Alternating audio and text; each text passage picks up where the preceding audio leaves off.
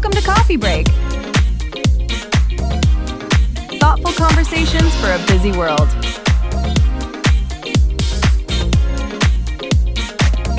Let's begin. Welcome back to the deep dive. Today we are stripping away the glossy veneer of entrepreneurship, of creative work, and, well, self-improvement to look at something much darker. And much more common, I think. Oh, absolutely. And frankly, it's something we all feel. We have a huge stack of research here. Articles, psychological profiles, notes on high-performance habits, and they all, every single one points to this one uncomfortable truth. Mm-hmm. If you are currently in the trenches, maybe you're coding at 3 a.m, or you're writing a book that, no one has bought yet, or you're pivoting a career and just eating through your savings, you are likely feeling a very specific, very sharp kind of pain.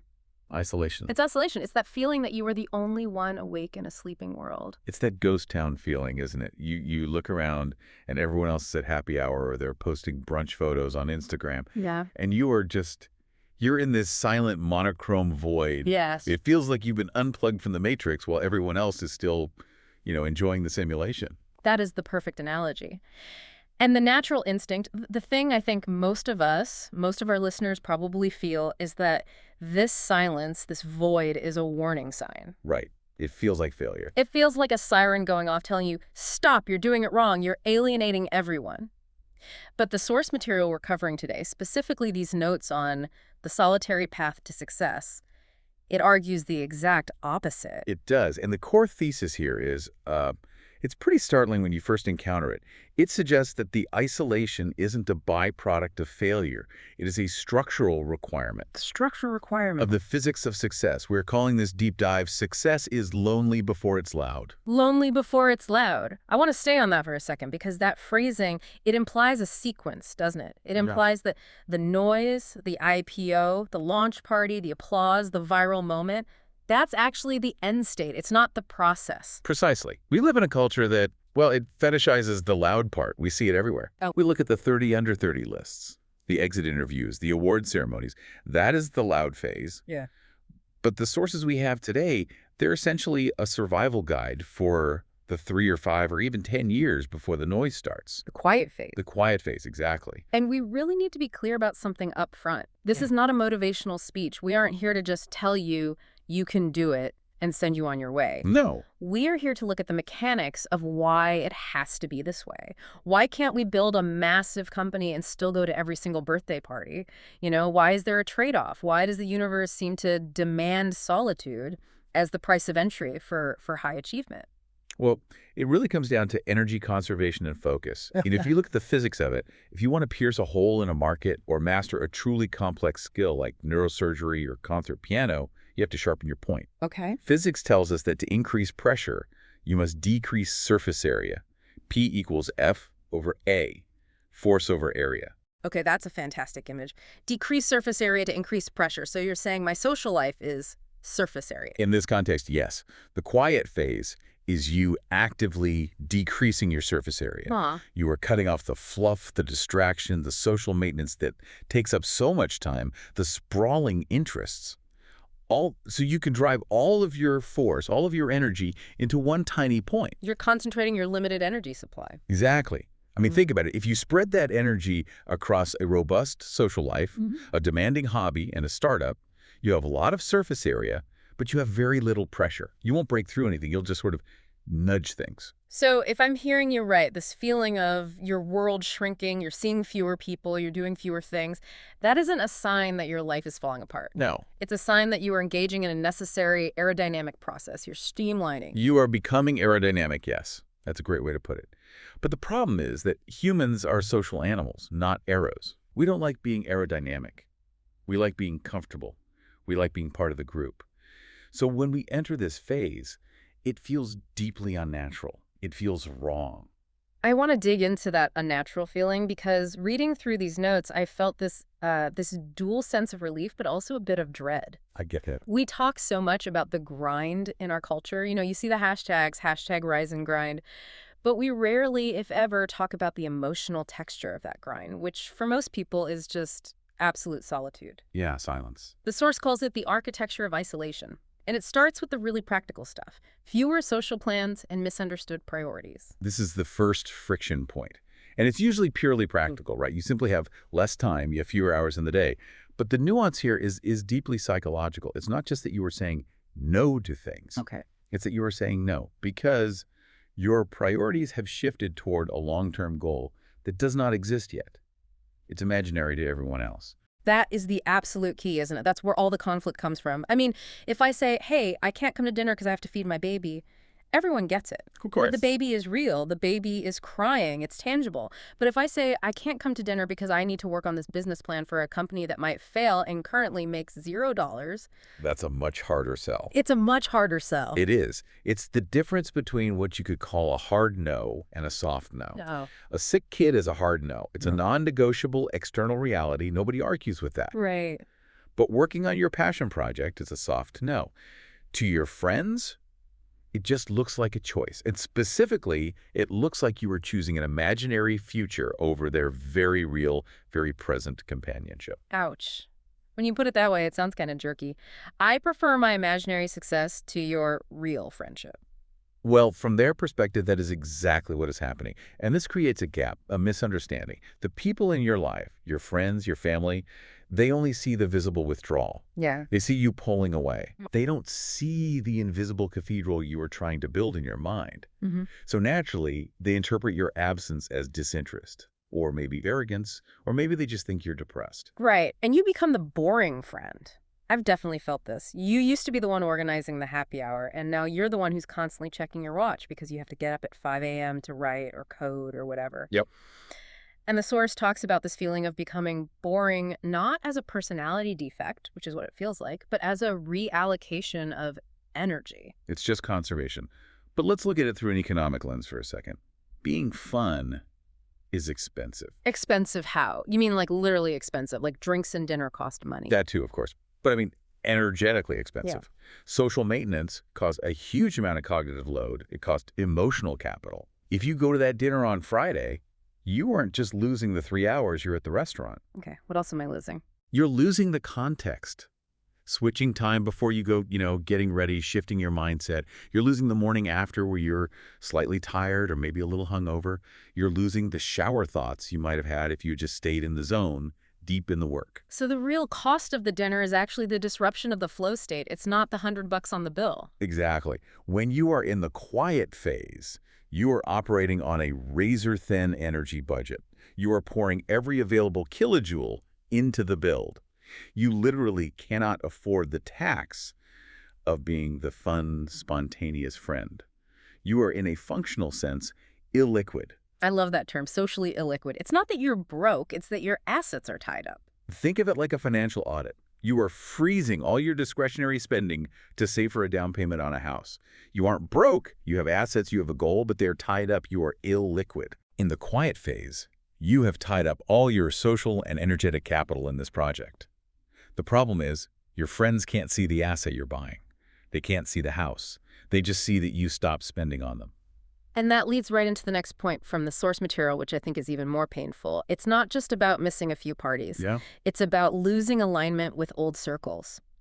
And the sources get pretty real here. They say this isn't necessarily about drama or some big fight. It's just a divergence, a slow drift. This is, I think, often the hardest part of the quiet phase. Yeah. Humans are tribal. We survive by belonging to a tribe. Evolutionarily, if you left the tribe, you died. Simple as that. So we have this deep biological imperative to fit in. Right. So when you start growing or changing, let's say you decide to get sober, or you start a business, or you decide to train for an Ironman, you're essentially changing your core values. You're changing what you value on a day-to-day basis. And your old tribe might not value those things. Their value system is different. Correct. If your old tribe values comfort and weekends off and complaining about the boss and stability, which are all, by the way, totally valid things to value. Sure. And suddenly you value risk and obsession and working on Saturdays. Yeah. You are no longer vibrationally aligned. You can still love them, but you don't resonate with them in the same way. That word resonate is so important. It's like two tuning forks. If one changes its pitch, they just stop humming together. And the source points out that this realization, it carries this heavy emotional weight. You sit down at the bar with your old crew, the people you used to spend every weekend with, and you realize you don't have that much to talk about anymore. And that feeling, that realization, triggers primal alarm bells in your brain. Evolutionarily speaking, leaving the tribe, even just mentally, is dangerous. Yeah. It means you're out in the wilderness alone. You're vulnerable. Very. So when you start feeling that distance from your friends because you're on this solitary path, your brain just screams, go back, be safe, fit in. Stop talking about your startup. You're making everyone uncomfortable. So if you are feeling that urge to just quit the project and go back to the pub with your mates just to feel normal again, that's just biology kicking in. It is biology. It's a safety mechanism. It's the crab bucket effect. You know that analogy? Yeah, if one crab tries to climb out of the bucket, the other crabs will pull it back down. Yes. But the nuance here is why they pull it down. It's not always malice. It's not that they hate the climbing crab. It's that the climbing crab is disrupting the status quo. The climbing crab challenges the reality of the bucket. Ah. If you get out, it means they could have gotten out too, but they didn't. And that's an uncomfortable thought. So your friends might subconsciously try to sabotage your quiet phase. How does that look in practice? Oh, it's subtle. Oh, come on, one drink won't hurt. You work too hard, you need to relax. Remember how much fun we used to have? They are trying to pull you back to the safety and comfort of the herd. That is so insidious because it sounds like love. It sounds like they care about you. And they do care. They absolutely care. But they care about the version of you that exists in the bucket with them. They don't know the version of you that exists outside of it. Wow. And the source material frames this shedding process not as a tragedy, but as a necessity. You aren't losing friends. You are making space. You are refining your environment to match your future self, not your past self. But man, that does not make it hurt any less in the moment. It feels like a breakup, a slow motion breakup with your entire social life. It is a breakup. And like any breakup, there is a grieving process. You have to grieve the loss of your normal life to make room for the exceptional life you are trying to build. You simply cannot have both at the same time. Okay, so we've established that your friends think you're boring and you're basically grieving your social life. Fun times. A great start. Let's move to the internal experience. We've talked about the social friction. Now let's talk about the emotional toll of growth. The source brings up this concept of working without external validation. This is what I call the grind versus the job. In a traditional structure, a 9-to-5 job, school, even competitive sports, the feedback loops are incredibly tight. You do the work, you get the grade, you finish the project, your boss says, good job. You work for 2 weeks, you get a paycheck. Right. It's cause and effect, input and output. It's almost Pavlovian. It is totally Pavlovian. Ring the bell, get the food. But on the solitary path to success, particularly in entrepreneurship or creative endeavors, that bell and food loop is broken. You might ring the bell for 2 solid years and get 0 food. You are just pouring concrete into a hole in the ground. That is the feedback vacuum. I think that's the term the source used. And it is terrifying because how do you even know you're making progress? You don't. Not always. And this is where the source uses the classic analogy of the Chinese bamboo tree. I know it's a bit of a cliche in self-help circles, but let's actually deconstruct it structurally because it's the perfect model for this lag effect. Okay, refresh us on the biology of the bamboo. You plant the seed, you water it every day, you fertilize it. Yeah. And for 5 years, you see nothing. Literally nothing. It stays underground. If you stop watering it, it dies. But visually, 0 results. Nothing breaks the surface. Then in the 5th year, it shoots up 80 feet in 6 weeks. 80 feet in 6 weeks. That is explosive. It's insane growth. But the question is, did it grow 80 feet in 6 weeks, or did it grow over 5 years? It grew over 5 years. Of course, it was building the root system. Exactly. The quiet phase is the root building phase. You are doing the heaviest, most important lifting when there is 0 visual proof of progress. But here is where we need to go deeper than the cliche. Think about the psychological state of the farmer in year 3. The farmer in year 3 is miserable. He's questioning everything. The farmer in year 3 is having a full-blown existential crisis. Yeah. He is watering dirt. His neighbors are walking by, looking at his empty field, and they're whispering, that guy's crazy. He's been watering that patch of mud for 3 years. Nothing is happening. And the terrifying part is, the farmer starts to believe them. Did the seed rot? Did I plant a dud? Am I just watering mud like a complete lunatic? That's the am I crazy phase. I think every single person who has ever built anything from scratch has had that moment at 2 in the morning. Absolutely. You're sacrificing your social life, your comfort, maybe your savings for a dream that might not manifest. And The lack of external validation, it just feeds that internal narrative. It's like, if no one else believes in this, why on earth should I? And biologically, your brain hates this state of uncertainty. Your brain craves dopamine. It craves a signal that says, task complete, good job. When you are building a cathedral in the dark, you get no dopamine hits from the environment. So what happens? You have to manufacture them yourself. If you don't, you fall into what the source calls the dopamine trap. The dopamine trap. What's that? It's when you get so starved for a win, any kind of win, that you stop doing the deep, quiet, important work and you start doing superficial, loud work just to feel productive. Oh, I know this. This is tweaking the company logo for the 50th time instead of making the hard sales calls. Precisely. The logo is visible. The logo feels like progress. You can show the new logo to your mom and she'll say, oh, that's nice, honey. That's a tiny dopamine hit. Right. But the sales call, that's invisible. That's probably rejection. That's the void. So you retreat to the visible, easy tasks, what we could call fake work, and you stop building the roots. You start watering the leaves of a plastic plant because it feels better than watering the dirt for the real bamboo. That is a brutal call-out. Fake work as a coping mechanism for loneliness and lack of validation. It's probably the most common cause of failure in the quiet phase. People don't quit because they are lazy. They quit because they are addicted to validation, and the quiet phase offers none. And then, as if that's not bad enough, you make it worse. You pick up your phone, you open Instagram or LinkedIn, and you walk right into the trap of comparison. Oh, the highlight reel. The source specifically identifies comparison as the main toxicity that derails the quiet phase. You are sitting there in your messy reality. Maybe you're unshowered, you're tired, you're broke, you're confused, and you look at someone else's loud success. You see their funding announcement, their award, their vacation in Bali that they earned. And you are comparing your chapter 1 to their chapter 20. It's even worse than that, isn't it? I think it is. You are comparing your B-roll to their trailer. You're comparing your unedited raw footage, which is mostly boring, repetitive, and full of mistakes, to their tightly edited, perfectly scored highlight reel. It is completely false equivalency. But emotionally, it feels like definitive proof that you are failing and they are winning. It's pure survivorship bias, right? We only see the ones who made it. We don't see the thousands of other people who are also in the quiet phase, also struggling. Exactly.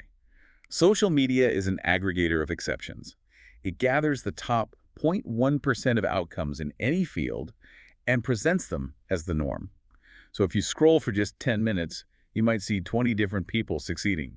Your brain doesn't process the statistics. It just thinks, wow, everyone is succeeding but me. But you didn't see the 20 million people who are in the exact same boat as you. You only saw the winners. You only saw the loud part. So how do we fix this? I mean, we've painted a pretty bleak picture here. You're lonely, your friends think you're boring, you have no money, you think you're crazy, and you're jealous of everyone on Instagram. Great deep dive, everyone. Thanks for listening. Right. If we stopped here, it would be a tragedy. But the source material, it provides a way out. It's about navigating the darkness through a few very specific mindset shifts. And the first one, the biggest one, is the pivot from external to internal validation. Okay, let's get practical. What does that actually look like? Because believe in yourself is a nice bumper sticker, but it's really hard to do on a Tuesday morning when your bank account is overdrawn and your code won't compile. It's not just believe in yourself. We need to get tactical. We need to borrow a concept from business strategy. Lead measures versus lag measures. Okay, break that down for us. A lag measure is the result. It's the outcome. Revenue, subscriber count, pounds lost on a scale. You cannot control a lag measure today. It is history. It's a report on what happened in the past. Right. If you step on the scale this morning, you can't change that number. The number is just a report on what you ate and did last week. Okay, so that's a lag measure. What's a lead measure? A lead measure is the action that predicts the result. It's the input. Number of cold calls I made today, hours I spent coding this feature, calories I ate yesterday. These are the things you can control right now in this moment. So in the quiet phase, you are essentially forbidden from looking at the lag measures for your self-worth. You have to divorce your emotions from them. You have to. If you wake up and the first thing you do is check your sales dashboard or your follower count, you are setting yourself up for a cortisol spike. You are looking for external validation that isn't there yet. You are checking for bamboo shoots in year 2. So the survival strategy is focus only on the lead measure. Ask yourself, did I do the thing I said I would do today? The source calls it the daily scorecard. At the beginning of the day, you write down 3 things, just 3 critical web measures. If you do them, you win the day. That's it. So even if the world thinks you lost, even if you made zero money, even if your mom called and asked when you're going to get a real job, if you check those 3 boxes, you won. You won the day. And more importantly, you made a deposit of self-trust into your account. I really like that idea of self-trust as a bank account. It has to be, because eventually you will need to make a huge withdrawal from that account. You'll hit a crisis point where you need to bet on yourself. Maybe you have to turn down a stable job offer to keep building, or you have to invest your last bit of savings. Yeah. And if that account is empty, if you've been breaking promises to yourself for years by not doing the work, you'll fold. You won't have the credit score to take the risk. But if you have 2 years of daily scorecards stacked up, you have the capital to keep going. You know you are reliable. That helps so much with the am I crazy Yeah. feeling. You can just look at the scorecard and say, no, I'm not crazy. I'm executing a plan. I'm doing the work. Exactly. It turns the amorphous anxiety of building something into a simple binary game. Did I do it, yes or no? If yes, I succeeded today, I can sleep tonight. This leads right into the next concept, which is patience. But it's not the passive kind of patience, like waiting in line. The source emphasizes active patience. This is a crucial distinction. Passive patience is waiting for the bus to arrive. It's waiting for lightning to strike. You're just standing there hoping something good happens to you. Which is how a lot of people approach success, right? I'm just waiting for my big break. That's a lottery mentality, and it gives away all your power. Active patience is completely different. Active patience is building the lightning rod while you wait for the storm. It's understanding and committing to the long game. And as a host, I can say, it is so easy to be patient for a week. Anyone can hustle for a week. But can you be patient for a year? Can you be patient for 5 years? That's the filter. The source explicitly calls the quiet phase a filter. It weeds people out. It does. Yeah. Think about it. If success were quick, if the bamboo grew in 3 days, everyone would grow bamboo. The market would be flooded. Bamboo would be worthless. The value is created by the scarcity, and the scarcity is created by the difficulty of the wait. The quiet phase is the barrier to entry. It keeps the competition low because most people don't have the stomach for it. So if you're in a really, really long quiet phase, does that mean you're building a really big skyscraper? The longer the wait, the bigger the reward. Potentially. You are certainly digging a deeper foundation. And a deeper foundation can support a taller structure. The height of the building is directly proportional to the depth of the foundation. Right. If you want to build a tent, you don't need to dig, you just pop it up in 10 minutes. But if you want to build the Empire State Building, you have to spend a year just digging a hole in the ground. From the street, it looks like nothing is happening. Or worse, it looks like you're going backwards. Now, I want to make a very important distinction here because the source material was crystal clear about this, and I don't want us to get canceled for promoting burnout. Please. We are not talking about hustle culture. We are not talking about sleeping under your desk and ignoring your health and your family. Thank you. This is so critical. Yeah. The source warns heavily against the glorification of hustle. Working without external validation does not mean destroying yourself. In fact, it means the exact opposite. Right. There's this performative hustle you see on social media, people posting pictures of their laptop at 3 in the morning with the caption #grind or #nosleep. But the source suggests that's actually the opposite of the quiet phase. That's loud, that's performing work, not doing the work. Correct. And it leads to burnout, which is the enemy of the long game.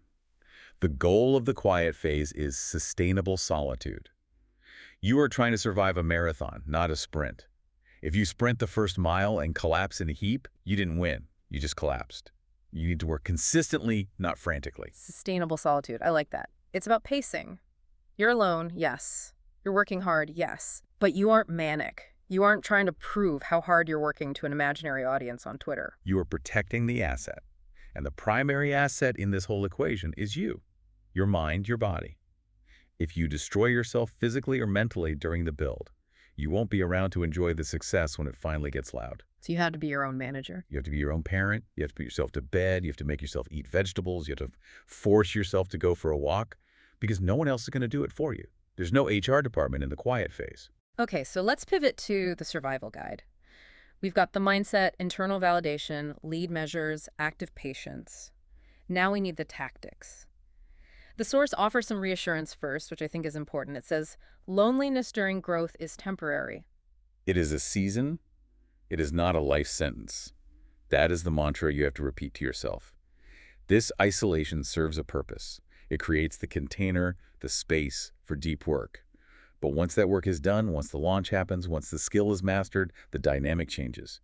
The silence will end. That's really good to hear, because when you're in it, it feels like it's going to be forever. It feels like this is just your life now, you sitting alone in a room, eating cool pizza. It's tunnel vision. When you're in a dark tunnel, all you can see is darkness. But the tunnel has an exit. The trick is to keep moving forward so you actually reach it. And to do that, the source suggests routine as an anchor. Routine saves you from the void. I know this from personal experience.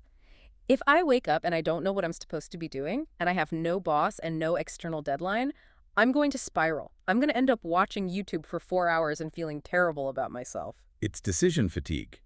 If you have to decide what to do every single hour of the day, you burn all your precious energy on deciding, and you have none left for the actual doing. You need to automate your day. So rigid internal schedules, like time blocking your entire day. As much as you can, yes. At 8 a.m. I write. At 9:00 a.m. I answer emails. At 10:00 a.m. I go for a walk. You don't have to think. You don't negotiate with yourself. You just execute the script. The routine becomes the boss. You are outsourcing your executive function to your calendar. The source also mentions micro-communities. So even if you've lost alignment with your old circle, you don't have to be a total hermit. No, absolutely not. Humans need connection. But you need the right kind of connection for this phase of your life. You need to find other people who are also in the quiet phase. War buddies. Exactly. You aren't looking for a crowd. You're looking for a peer. Or maybe two. Someone who is also in the trenches. They might not be your old best friends you go on vacation with, but they speak the language of the struggle. It's just someone you can text at 10 at night and say, hey, I feel like I'm totally failing today. And they reply, yeah, me too. Keep digging. Yeah. And somehow that's enough. That is often all you need. You don't need them to solve your problem. You just need them to validate your reality. That simple message, you aren't crazy, this is just what hard feels like, that validation is worth its weight in gold. And finally, the best cure for the anxiety of loneliness, according to all this research, is to focus on the work, not the gap. Action alleviates anxiety. Always. It's a universal law. Yeah. When you sit and you think about how far you have to go, the gap between where you are and where you want to be, you get paralyzed. The gap is terrifying. It's huge and abstract. Right. But when you look down at the task right in front of you, the next brick you have to lay, the next line of code you have to write, you feel capable. You can handle one brick. It brings you back to the present moment. You stop living in the scary, imagined future and start living in the manageable now. And that is how you survive, brick by brick, day by day, ignoring the silence and focusing on the work until eventually you look up and realize you've built something that speaks for itself. So let's bring this all together. We've explored the necessity of this quiet phase. We've acknowledged that it hurts, the misunderstood priorities, the feeling of being boring, the slow loss of alignment with old friends. But we've also reframed it. It's not a sign of failure. It's the architecture of growth. We've discussed moving from external validation, waiting for the applause, to internal validation, trusting your own metrics and your daily scorecards. We've emphasized that this is a temporary season that requires active patience and sustainable systems, not frantic, performative hustle. If you are listening to this and you feel lonely, if this has resonated with you, I hope you take away one single thing. You are not doing it wrong. You're likely doing it right. The silence is part of the recipe. It's the oven. You can't bake the cake without closing the door and letting it get hot and dark in there. And I'd like to leave you, our listener, with a final thought to chew on. Something that connects back to the bigger picture of why we even do this hard work. Go for it. If the level of your eventual success is correlated to your ability to endure the quiet, unvalidated work, then ask yourself this. Are you rushing to end the silence just because you're uncomfortable? Or can you learn to embrace the silence? Because the longer you can stand to stay in the quiet, building your foundation, laying those roots, the stronger the structure will be when the noise, both good and bad, finally arrives. The longer the silence, the louder the success. Exactly. So the final question to ask yourself is, are you building a tent or are you building a cathedral? Tents go up fast. You can put up a tent in 10 minutes, but they also blow over in the first strong wind. Cathedrals take a lifetime of quiet work. They take decades of laying stone when no one is watching, but they stand for centuries. Wow. Are you building a tent or a cathedral? That is going to stick with me for a while. Embrace the quiet, everyone. It's where the real work happens. Thanks for diving in with us. See you next time.